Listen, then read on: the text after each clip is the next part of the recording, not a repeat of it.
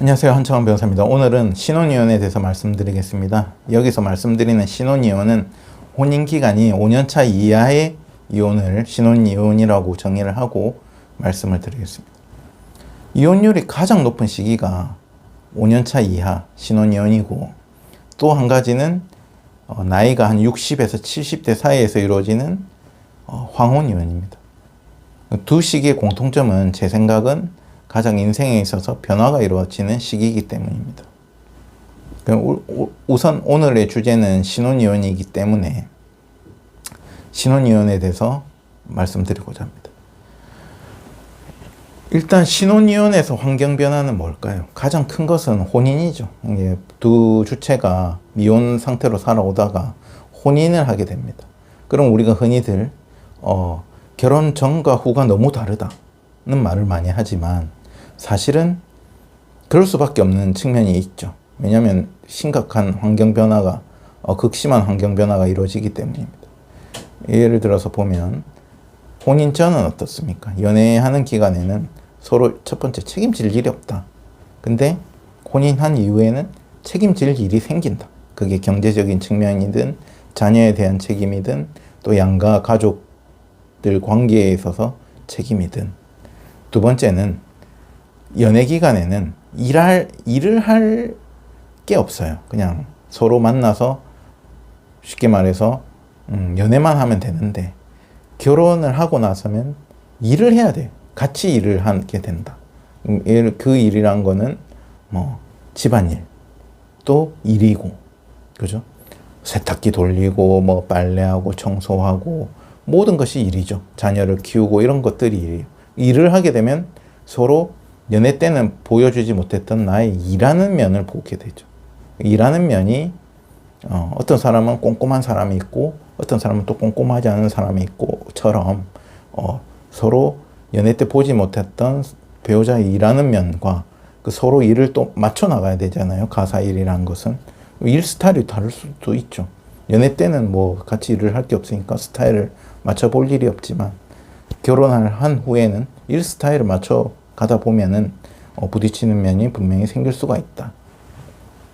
이러한 환경 변화에 있어서 서로가 이게 내가 옳고 그름의 문제가 아니고 나와 상대방이 다르구나 해서 맞춰가는 문제로 이해를 하고, 서로 간에서 내가 좀 더 양보한다는 마음으로 맞춰 나가고, 그러다 보면은 관계가 더욱 돈독해지고 오히려 더 깊어지고 해서 그런 관계로 갈 수도 있고, 그러한 연애 때 보지 못한 면들이 분명히 결혼 후에는 부딪힐 수밖에 없는 환경 변화가 일어나기 때문에 거기에서 이혼을 결심하시는 분들이 많이 생기는 거라고 저는 생각이 듭니다.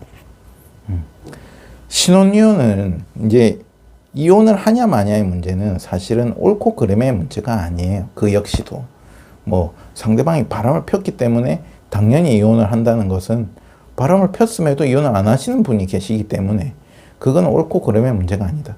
그리고 상대방이 바람을 피거나 때리거나 이렇게 큰 행동을 안 했더라도 내가 오히려 상대방과 같이 있는 것이 더 외로운 마음이 든다. 뭔진 모르겠는데 특별하게 상대방이 배우자가 나한테 특별하게 잘못하는 것도 없는데 나 저 사람하고 안 살고 싶다는 마음이 들 수도 있잖아요. 그렇기 때문에 이것은 이혼을 결심하는 문제는 민법상 유책성이 있어야 되기 때문에 이혼은 정당화된다가 아니고, 사실은 이혼을 결심하는 문제는 정답이 없는 영역입니다. 하지만 이제 내가 이혼을 명확하게 어떤 이유에서든 이혼을 결심을 했다면, 그때는 이제 변호사의 도움을 받아서 이제 상담도 받아보고 어떻게 이혼을 하는 것이 가장 분쟁의 여지를 줄이고 나중에 이혼을 하고 나서도 이미 끝난 일을 가지고 내가 휘둘리지 않고 정리가 깔끔하게 될지에 대해서는 이혼을 확고하게 결심한 다음에는 그 부분을 이제 좀 정리해 나가셔야 되고 변호사의 도움이 필요할 수도 있다 하고 생각이 듭니다. 오늘의 주제는 신혼이혼이기 때문에 신혼 기간에 혼인기간 5년차 이하 기간에서 이혼을 결심하신 경우에 대해서 말씀을 드리면, 이 경우도 조금 나뉘어요.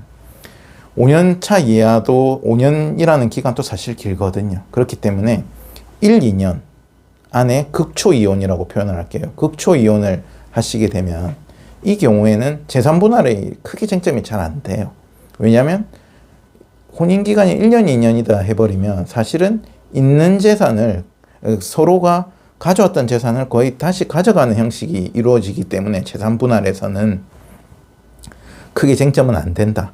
다만 배우자의 재산이더라도 이 1, 2년 기간 사이에 상당한 내가 버는 게 아니더라도 상당한 소득이 있었다거나 내지는 배우자 명의 부동산이고 배우자가 산 부동산이지만 상당한 그 시세 상승이 있었다.